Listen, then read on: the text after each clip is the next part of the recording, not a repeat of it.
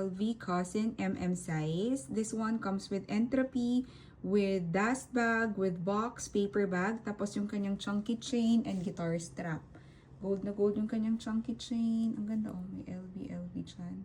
Tapos yung body niya, ang ganda. Buttery, smooth. Then this one is the side.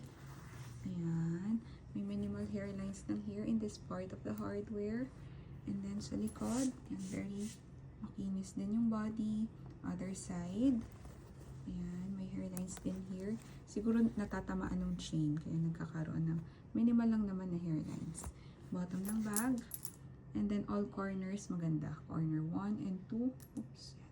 Maganda lahat ng corners nito. Corner 3 and 4. Tapos yung zipper head. Ayan, zipper head. Gold na gold din. And then, loob ng bag. Andyan yung kanyang guitar strap. Ayan, first compartment. Middle. It's the guitar strap. Ito yung guitar strap adjustable to. Ayan. And then,